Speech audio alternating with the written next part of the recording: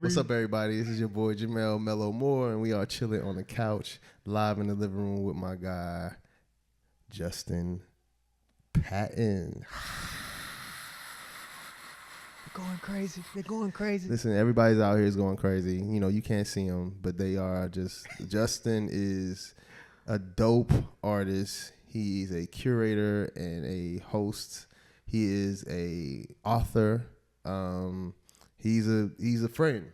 You know, I consider Justin a friend of mine in the community, and he decided this time to show up and sit on the couch with us, live in the living room. You know what I'm saying? This time he came on time, you know, and, you know, was here and ready and helping out and stuff, you know. Last time he was supposed to be here, this Negro came in the door late as fuck with a goddamn Starbucks cup in his hand. So let's just think about the shit, right? So how the fuck you late, right? First off, it was Cool Beans, all right? Shout out to Cool Beans. Cool Beans. Cool My Beans bad. Coffee. Cool Beans, which is... Support local, Where's all Cool right? Beans at? Marietta. Is it Marietta? Right, yeah, All Marietta right. Square. Marietta downtown Square. Marietta. So he drove from his house, which ain't close from it's not far from Marietta Square, but he drove from his house to Marietta Square to get coffee before he came here, right? So we sitting around like talking about that. Yeah, man, traffic was crazy, bro. And I looked down, and this nigga got a cup of coffee in his hand. So you mean to tell me you late and you had time? But traffic was crazy, though. But saying? traffic was crazy, though. That's the thing. Bro, he had time, and not only did he have time to stop and get coffee, but he did not ask nobody, like, yo, bro, I'm gonna stop and get some coffee, man. I'm running late, man. Let me get you some coffee. None of that, bro. He just showed up with his coffee, with his entitled ass, with coffee in his hand. Like, yeah, where's the green room? You know what I'm saying? Where's my trailer? You know, with his coffee, you know, holding it up like this. You know what I'm saying? We just got to make sure we got all the necessary tools Gotcha. in order to conduct. This time I said, bro, I got coffee here. You know, I had to let him know before, you know, I got coffee and snacks. You don't have to stop nowhere. Anyway, this is my boy, Justin Patton. I'm going to let you just kind of introduce yourself, Justin. Tell them about yourself. Tell them about where you from, how long you been in the area, and a little bit about what you do. What up, everybody? My name is Justin Patton. I'm a spoken word artist from Chattanooga, Tennessee. I host a show every third Thursday in Marietta Square. It's called Soul Therapy Poetry Show. Going on, this will be the third year. Yeah. So growing that, I host at the world famous Urban Grind Coffee Shop in West Midtown every first Thursday. Let's see what else we got going. I have a book called Poetry for the Hopefully. I have an album out streaming on all platforms called Pain to Poetry. I have a podcast called The Poet's Perspective. And yeah, I've been down in Atlanta for, been performing down here since like 2016. So just making the rounds, doing my thing. And yeah, now so all of that got me here on the couch. You know what I'm saying? Like, once you hit the couch, bro, like you made it. You know? That's how I feel. That's how I feel. What? So would you move here from? So I moved here I was living in Nashville at the time. Nashville. I was going to school at TSU. Shout out to TSU, HBCU. Didn't graduate from there, though. I transferred to Georgia State. Okay. All right. Okay. I ended up transferring to Georgia State and been down here ever since. That's what's up. So what is the poetry, you know, culture like in Tennessee, in Chattanooga, right? Yeah, it's growing. Really? It's growing. So back when I was living there, I wasn't really on the scene like that there. Mm-hmm. So now, like, when I go back, I have to ingratiate myself again and kind of like reintroduce myself. But down here in Atlanta is where I got my chops. It's where I refine my artistry. Mm-hmm. Like I was working for like an entertainment company where I was at the door. I did that for like a year before I even got on stage. Entertainment company you worked at? You was a security guard? No, so it was oh, you was taking money. You was taking coats? No, it was a girl. That put on. She put on like variety shows. Uh-huh. And I was just working the door.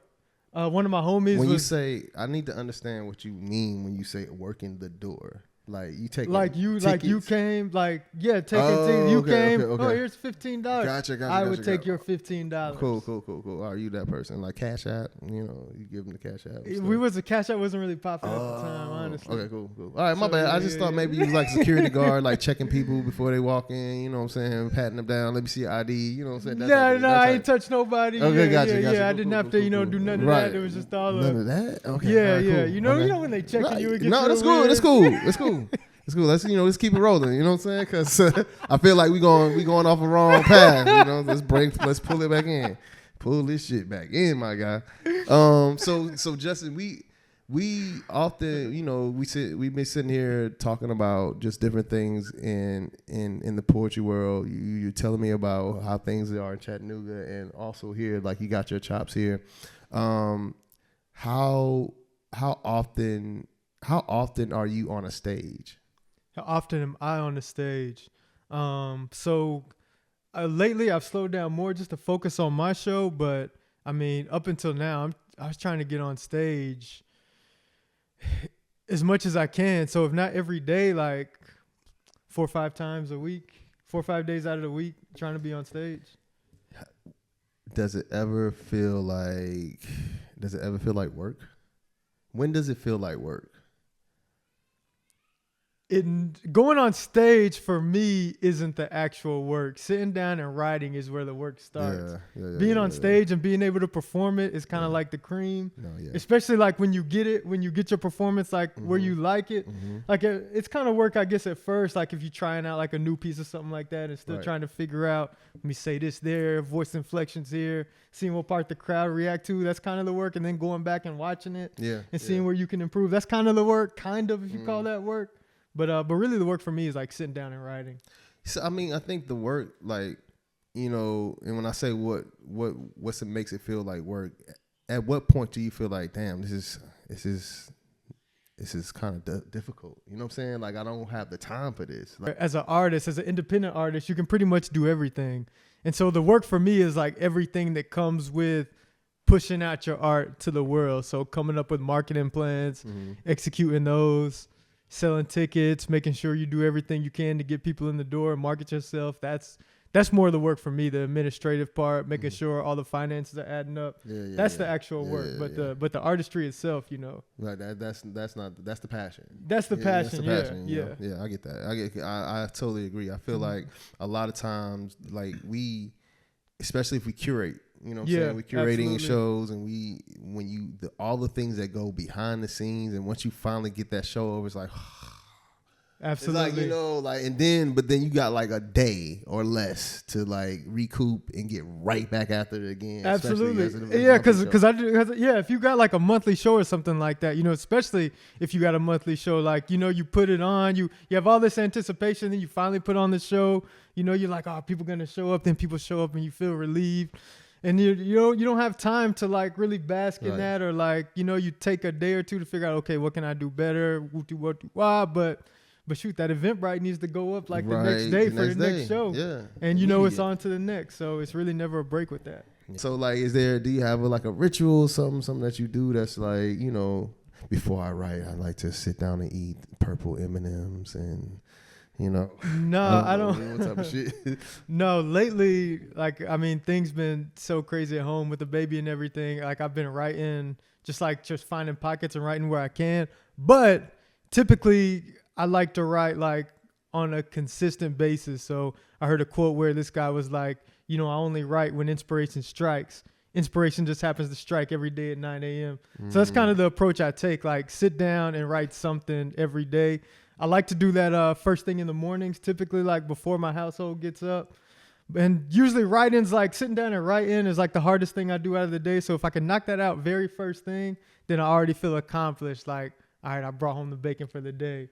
So it just puts me at ease for everything else, knowing that I got it taken care of. But first thing in the day, I like just putting my thoughts down and just getting to it, no matter where it comes out, if it's a diamond or if it's crap, whatever, I don't really worry about it, but I just need to get something on the page. It's kind of like people that work out first thing in the morning, like that whole workout first thing in the morning, just set your day. You don't have to do it again. It's there. And that's exactly what I do right after I write. Hit the gym, Okay, and this is so like you all one of before them. like You 8 one of- a.m. You one of those. Okay, I Yeah. got you. You one of the guys that wake up at 7 o'clock in the morning and write, and then sip tea, and then Yeah, go 5 to o'clock, but who's counting? Oh, okay, my bad. No, but it's like that's No, the only I'm not. time I So, got right now. So okay, so I'm picking at you, right? But because that's our culture, right? Yeah, oh, you know what I'm saying? absolutely, Like something absolutely. positive and good. Oh, you one of them niggas, right? You want to wake up 5 a.m. niggas, right? You know what I'm saying? You want to sip tea in the morning, right, nigga, right? You know what I'm saying? You want